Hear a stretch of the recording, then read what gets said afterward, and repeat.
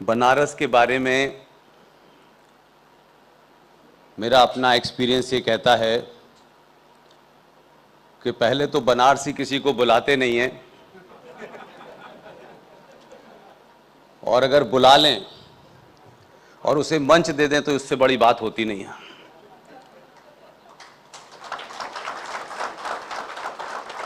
इसलिए बनारस,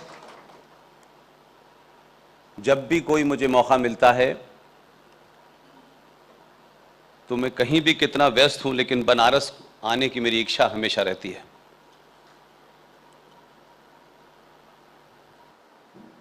मुझे बताया गया कि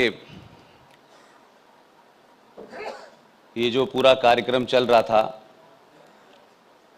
कुछ जैन समाज का कोई प्रोग्राम है शायद। ये नहीं, जैन समाज का नहीं है। हाँ, जैन साहित्य पे जो है जैन, हाँ।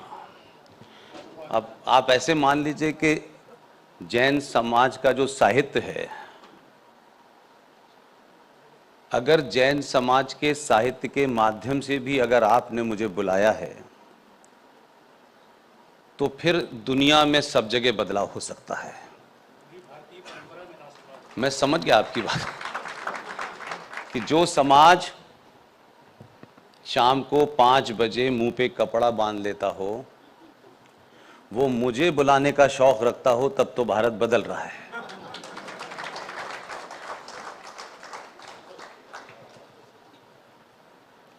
क्योंकि कोई स्ट्रक्चरल बात मैं इसलिए नहीं करूंगा कि बनारस विश्व की आध्यात्मिक और सांस्कृतिक राजधानी है। बिना बनारस के बहुत कुछ अधूरा है। लिहाजा जो आपने टॉपिक रखा है, भारतीय परंपरा में सांस्कृतिक राष्ट्रवाद की अवधारणा, भारत की परंपरा ही संस्कृति है। लेकिन मुझे पूरी उम्मीद है कि आप में से कोई भी इस एकेडमिक टॉपिक के सिलसिले में मुझसे कुछ नहीं सुनना चाहते। आपने जिस मकसद से बुलाया है, मैं वही सुनाने आया हूं आपको।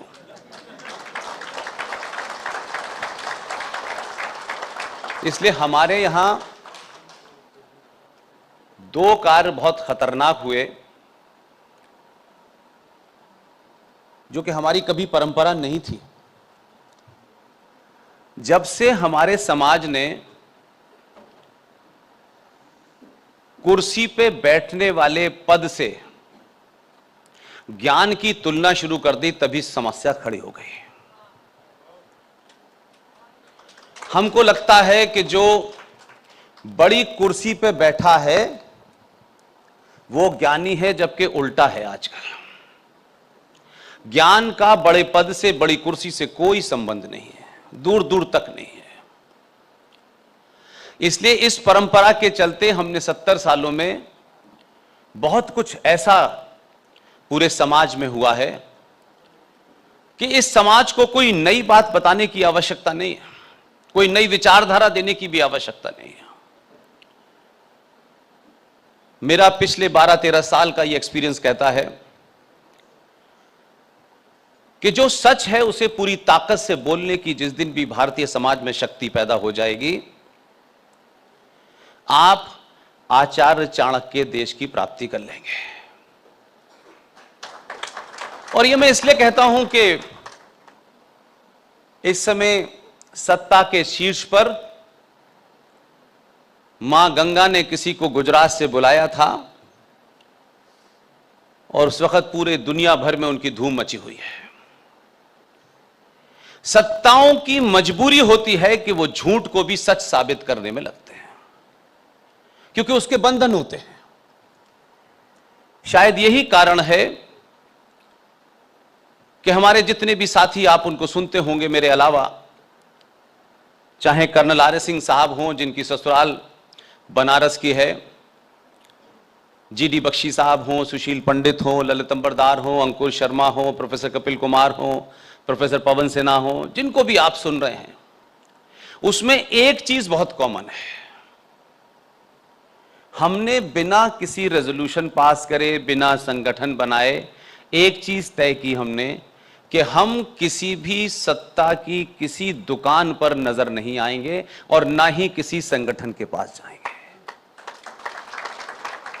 हमारी बात में तर्क होगा, तथ्य होगा, लॉजिक होगी, तो वो 20 साल के बच्चे को भी ठीक लगेगी और 80 साल के आदमी को भी लगेगी।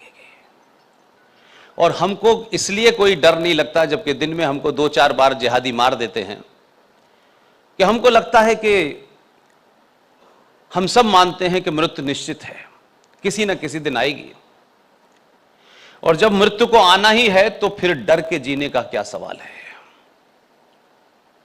इसलिए सत्ता की मजबूरी और सच्चाई के बारे में इसलिए बताता हूं, यह कल की घटना है। 11 नवंबर को इस देश में एक साहब पैदा हुए मक्का में 1888 में।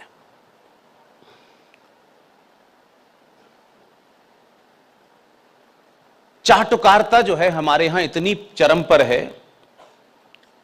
कि आम नागरिक भी उसको लगता है जब तक मैं इस भीड़ में खड़ा नहीं होऊंगा मुझे लोग निष्पक्ष नहीं समझेंगे। उसे निष्पक्ष दिखना है अपने आप को, और उस दिखने में वो झूठ बोलना चाहता है। बड़े बड़े लोगों ने ट्वीट करे। मैंने कहा कि सत्ता पे मजबूरी होती है, प्रधानमंत्री ने भी ट्वीट किया है। इस देश के पहले सबसे जाहिल शिक्षा मंत्री का परसों जन्मदिन था। न किसी स्कूल में गया, न किसी मदरसे में ना गया, किसी कॉलेज में नहीं गया, और देश का पहला शिक्षा मंत्री 1947 से 1958 तक बने, और जरूरत पड़ी सरकारों को तो 1992 में उन्हें भारत रत्न दिया गया। यह हमारे यहां परंपरा है कि कोई भी जब मृत्यु को प्राप्त हो जाता है तो उसके बारे में बुरा नहीं कहते, लेकिन वो तब नहीं कहते क्योंकि वो समाज जिंदा रहते हुए बुरा मुंह पे कहता था, इसलिए नहीं कहते थे।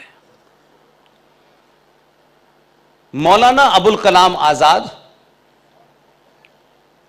जो मक्का में पैदा हुए थे 1888 में,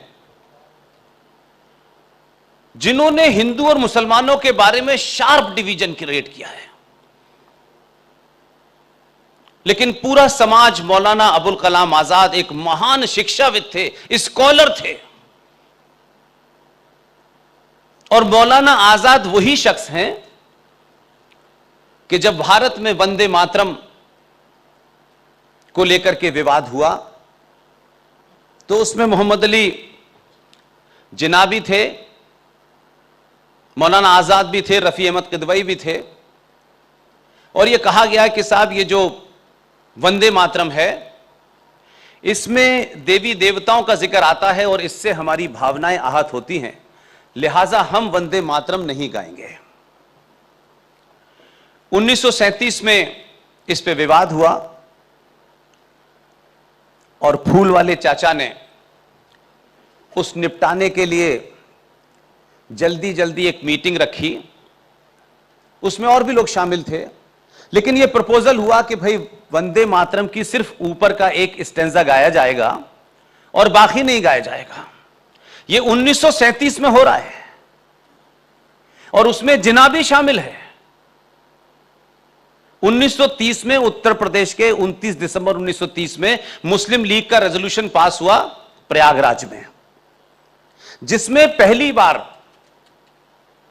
एक आदमी कश्मीरी, जिसका गीत हम लोग गाते हैं, सारे जहां से अच्छा हिंदुस्तान हमारा, और उस मुस्लिम लीग के सेशन को चेयर कर रहे थे सर मोहम्मद इकबाल।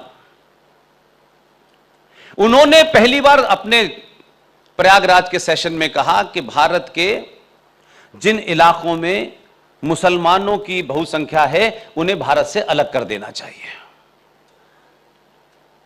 और मुस्लिम लीग अपने पूरे चरम पर थी।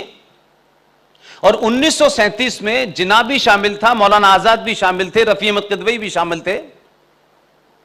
और 1940 में 23 मार्च को लाहौर के मुस्लिम लीग के सेशन में पाकिस्तान बनने का विधिवत रेजोल्यूशन पास हुआ।